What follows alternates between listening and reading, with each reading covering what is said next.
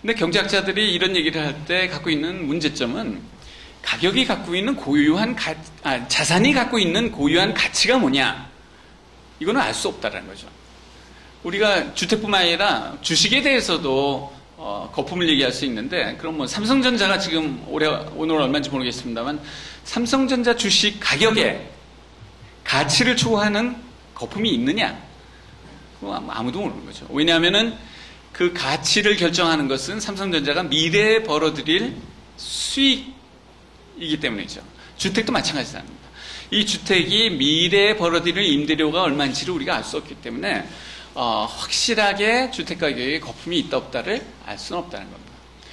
기본적으로는 알 수 없다는 것을 우리가 전제로 하고, 다만 거품이 있을 때는 몇 가지 공통적인 현상들이 나타나는 것을 우리가 관찰할 수 있다는 거죠. 부동산의 경우 가장 대표적인 것은 은행들이 미친 듯이 돈을 빌려준다는 겁니다. 왜냐하면 주택이라는 것은 워낙 비싼 재화이기 때문에 자기 돈만 갖고 투자를 할 수는 없고요. 은행에서 돈을 빌려줘야지 집을 살 수 있는데, 은행이 뭐 이 사람의 상환 능력이나 집값에 대한 전망이나 이런 걸 보지 않고 집을 빌려주고 사라 하고 그 돈 가지고 사람들이 치고받으면서 주택 가격이 오르는 이런 상황일 때 우리는 아마도 거품이 있을 것이다라는 추측을 할 수 있는 거죠. 미국의 서브프라임 사태가 바로 그렇고요. 일본의 80년대 말의 상황이 바로 그렇습니다. 우리나라는 어떠냐? 우리나라는 정부가 강력한 LTV나 DTI 규제를 합니다. 그래서 은행이 집값의 평균적으로 절반밖에는 돈을 빌려주지 못합니다. 이 정도 돈 빌려줘가지고 거품이 생길 수 있을까? 대개는 아마 없다라고 생각하죠. 특히 또 하나의 증거는 거품이 있을 경우에는 사람들이 다 불안합니다.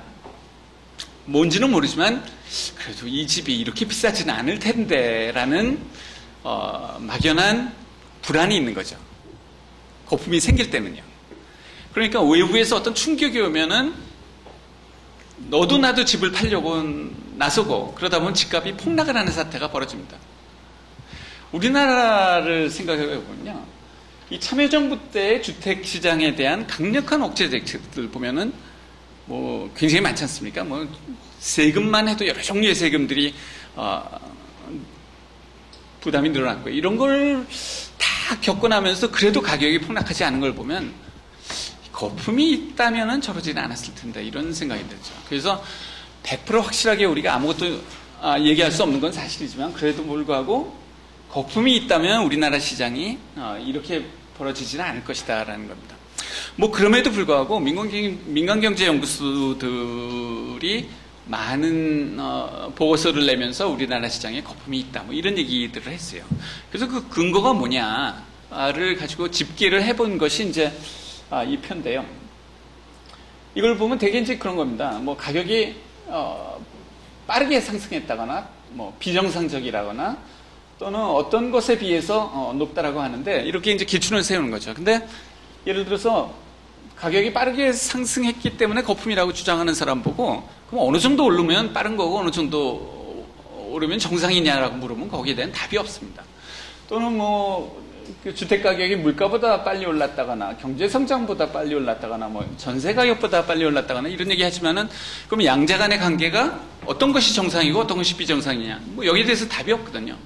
비정상, 정상을 가릴 수 있는 기준이 없음에도 불구하고 이렇게 거품을 얘기하는 것은 좀 신중하지 못한 것 아니냐라는 것이죠. 그래서 이 지금 현재 시장 상황은 어떤 것으로 생각이 되냐 하면은, 많은 사람들은 이것이 어떤 통상적인 경기 변동에서 크게 벗어난 상황은 아니다라고 보는 시각들이 보다 좀 우세한 것이 아닌가 싶습니다.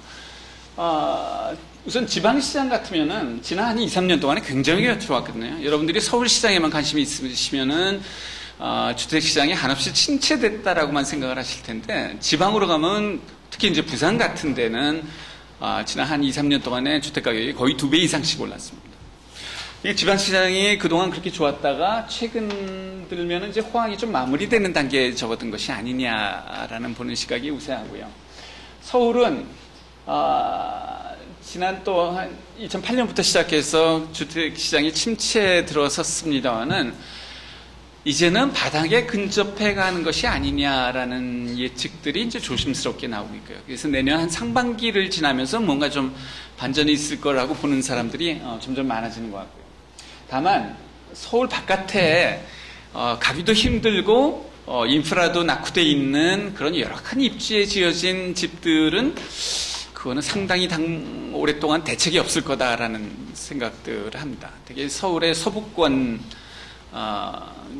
이제 여기에 해당되는 지역일 텐데요. 그래서 이런 상황을 보면은 주택시장이란 것이 국민 경제 전체적인 움직임에 따라서 좋아질 수도 있고 나빠질 수도 있는 것이죠. 그렇지만은 그래서 일본에서 우리가 경험했던 것 같이 거품이 꺼지면서 집값이 반토막 나고 4분의 1 토막 나는 그런 급전직하식의 가격 하락은 아마도 발생하지 않을 것이다 라는 것이 대체적으로 학계에 있는 사람들의 의견이 모아진다 아닌가 싶습니다. 그렇다면은 이렇게 주택가격이 급락하는 사태가 없을 것이라면은 주택금융 측면에 있어도 큰 어려움을 적어도 주택 때문에 생길 것으로 보기는 좀 어렵다라는 측면이 있죠. 2분기 말 현재 가계신용 이거를 이제 가계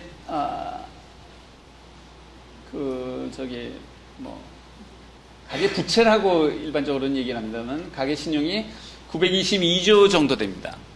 922조 중에서 가계 대출이 뭐 이 정도고요. 그 다음에 이 중에서 집을 살려고 집을 담보로 잡히고 돈을 빌려간 것이 한 400조 정도 됩니다. 그 다음에 이제 국민주택기금 같은 것들이 한 31조 정도 되고요. 그래서 한 430조 정도가 집을 담보로 잡히고 돈을 빌려간 것이죠. 그래서 920조 중에서 한 400조 정도가 집을 담보로 잡혔는데요. 정확한 숫자는 지금 아무도 모릅니다만 한 절반 정도가, 그러니까 이 400조 중에 절반 정도가 실제로 집을 사기 위해서 돈을 빌렸다라고 생각합니다. 그럼 나머지는 뭐냐?